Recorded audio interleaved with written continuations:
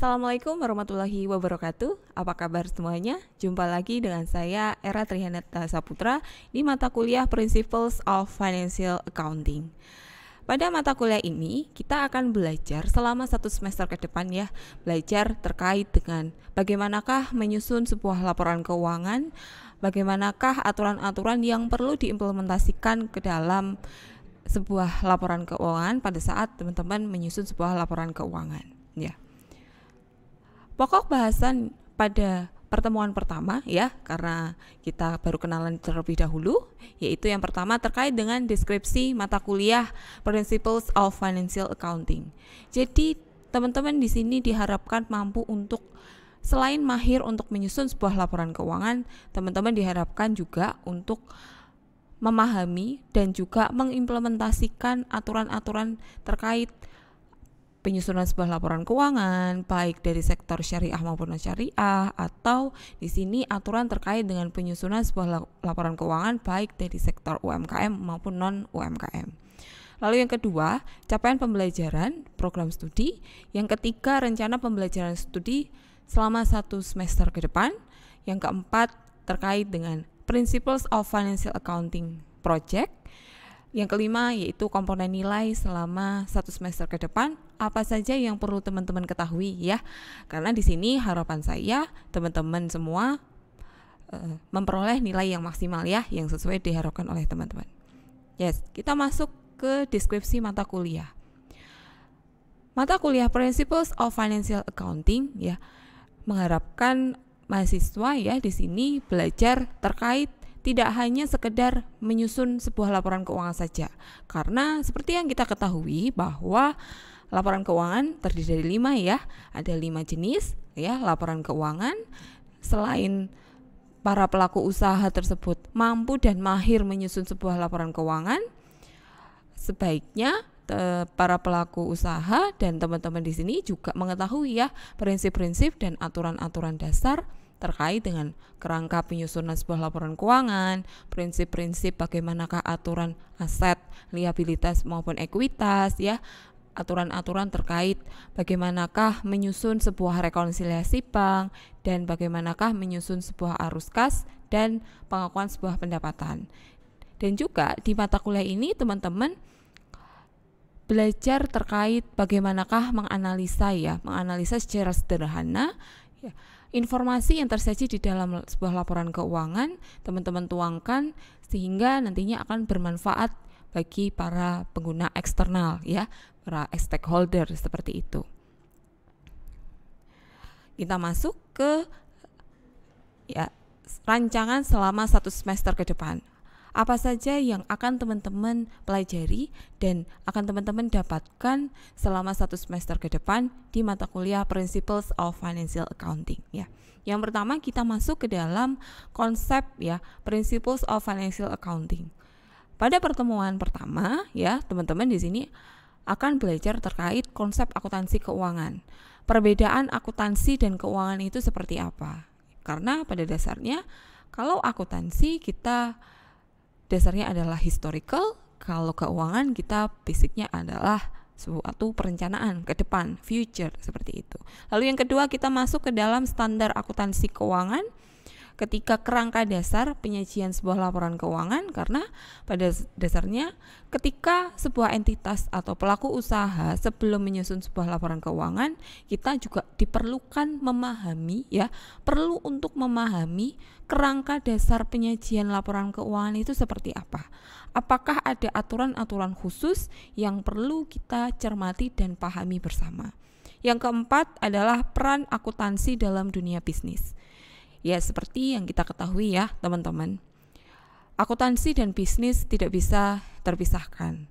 Akuntansi adalah jiwa dari dunia bisnis ya. Akuntansi berperan penting juga dalam sektor bisnis ya, terutama ketika seperti pandemi COVID sekarang, para bisnis mulai mencari dana dari pihak eksternal. Nah, peran akuntansi di sinilah yang berperan penting pada saat para pelaku usaha ingin mencari sumber dana dari eksternal.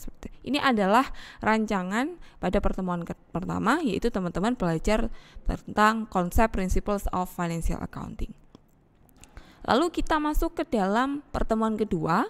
Pertemuan kedua, teman-teman di sini akan lebih belajar terkait dengan standar dan pelaporan akuntansi keuangan, ya.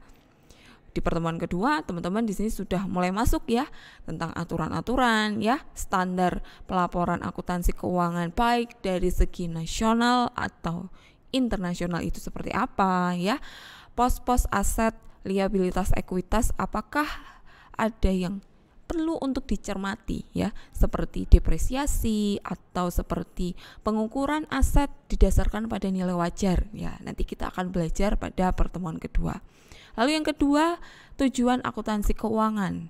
Yang ketiga, lembaga akuntansi keuangan baik di sektor nasional maupun internasional. Di pertemuan selanjutnya, ya, kita akan belajar tentang kerangka konseptual pelaporan keuangan. Dimulai dari teman-teman belajar konsepnya, pelaporan keuangan itu apa ya? Perbedaan tentang laporan keuangan dan pelaporan keuangan, apakah ada perbedaan, Bu? Nah, nanti kita akan bahas bersama ya. Yang kedua, struktur konsep pelaporan keuangan. Yang ketiga, tujuan dasar pelaporan keuangan. Yang keempat, karakteristik ya, kualitatif. Apakah ada karakteristik khusus terkait ketika sebuah pelaku usaha menyampaikan informasi keuangan kepada para pengguna eksternal, contohnya seperti itu. Lalu yang keenam ya, unsur pengakuan, pengukuran, dan konsep pengungkapan. Ada unsur nanti laporan keuangan di mana di neraca ya, seperti yang kita ketahui ada aset, liabilitas, dan ekuitas, laba rugi, ada pendapatan dan beban seperti itu. Kalau di laporan arus kas ada arus kas aktivitas operasi, arus kas aktivitas investasi, dan arus kas aktivitas pendanaan.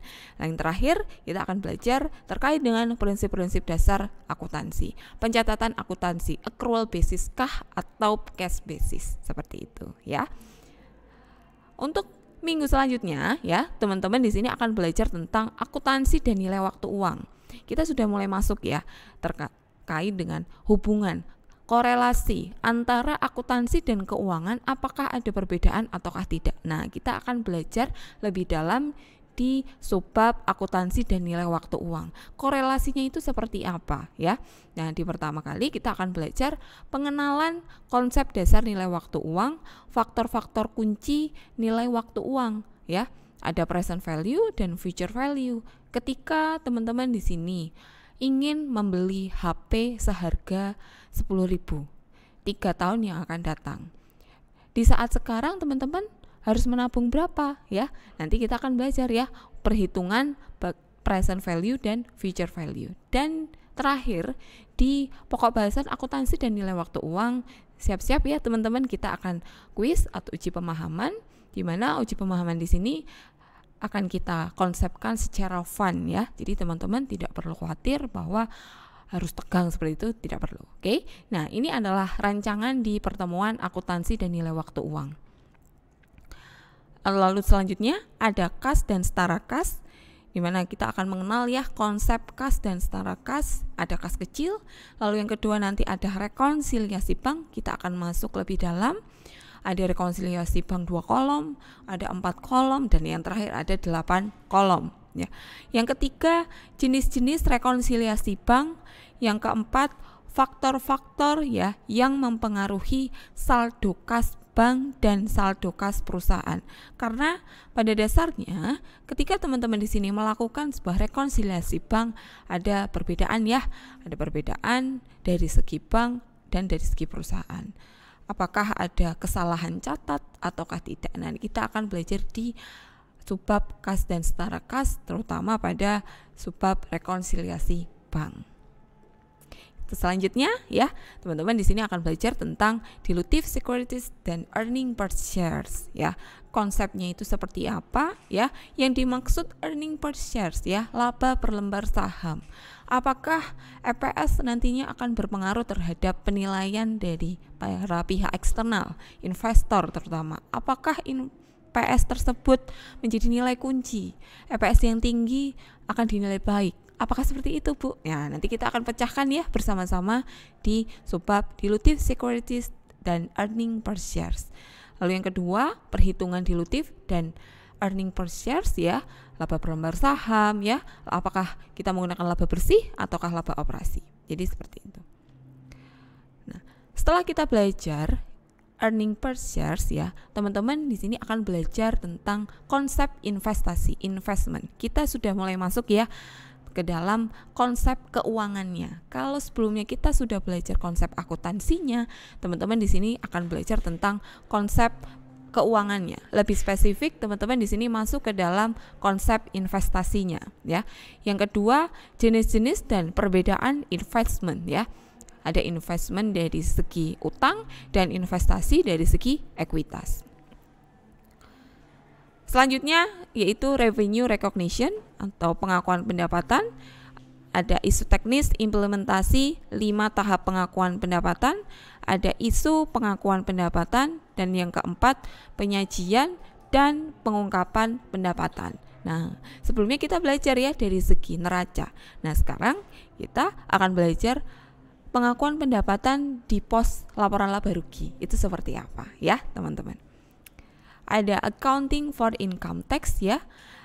Yang pertama, teman-teman akan belajar dasar pengakuan pendapatan. Yang kedua, isu teknis implementasi 5 tahap pengakuan pendapatan ya. Nanti ada bagaimanakah pajak ya diakui ya secara akuntansi, antara apakah diakui sebagai beban, Bu, ataukah diakui sebagai biaya. Oke. Nanti ada perbedaan financial income dan taxable income. Terus selanjutnya, teman-teman setelah ujian akhir semester ya akan belajar accounting change dan error analysis ya. Jadi ketika ada suatu perubahan atau kesalahan pencatatan oleh seorang accounting staff, bagaimanakah teman-teman di sini mencatat atau melakukan adjustment, penyesuaian agar akun yang tersaji yang sudah tercatat bisa dilakukan pembetulan seperti itu. Yang pertama nanti ada jenis-jenis perubahan akuntansinya ya. Contoh, akuntansi lebih spesifik akun kas sudah dicatat 1 juta. Tapi setelah diaudit oleh audit internal ternyata ya hanya 800.000 ya. Ada selisih 200.000. Bagaimanakah pencatatannya, Bu? Penyesuaiannya itu seperti apa? Nah, nanti kita akan bahas bersama. Lalu yang kedua, ada perubahan akuntansi dan kebijakan akuntansi. Dari yang awalnya accrual basis jadi cash basis, seperti itu contohnya. Ada definisi dan jenis perubahan estimasi, ada akuntansi dan koreksi kesalahan. Yang keempat, nanti kita akan belajar ya tentang analisa kasus. Jadi ada pembentukan kelompok, nantinya akan saya berikan kasus, bagaimanakah teman-teman di sini menyelesaikan kasus secara kreatif ya, dan memberikan solusi yang bisa langsung diimplementasikan. Yang terakhir, teman-teman di sini akan belajar terkait dengan laporan arus kas. Seperti yang telah saya kemukakan sebelumnya, bahwa laporan keuangan ada 5 ya, teman-teman. Salah satunya adalah laporan arus kas. Nah, komponen-komponen di dalam laporan arus kas nanti kita akan bahas bersama ya. Ada arus kas aktivitas operasi, ada arus kas aktivitas investasi, dan ada arus kas aktivitas pendanaan. Nah, selain itu ya, di pokok bahasan laporan arus kas, teman-teman akan belajar terkait dengan perbedaan antara laba bersih dan arus bersih dari aktivitas operasi. Dan yang terakhir, kita akan praktek bersama ya untuk menyusun sebuah laporan arus kas. Apabila teman-teman diberikan uang saku 10.000, yang 2.000 untuk beli jajan ya, contohnya, yang 1.000 untuk beli emas. Nah, perbedaan ya pengeluaran tersebut teman-teman bisa langsung kelompokkan ya, yang 2000 masuk operasi, karena yang 1000 untuk beli emas, kita langsung kategorikan sebagai arus kas aktivitas investasi. Jadi seperti itu ya. Kita langsung masuk ke dalam komponen penilaian ya di mata kuliah Principles of Financial Accounting. Ya, harapan saya dan harapan kita semua bahwa teman-teman di sini akan memperoleh nilai yang maksimal ya. Nah, di sini teman-teman ada beberapa komponen yang perlu teman-teman penuhi ya agar memperoleh nilai A ya. Nah, saya senang nih apabila teman-teman bisa memperoleh hasil yang maksimal nanti di akhir semester.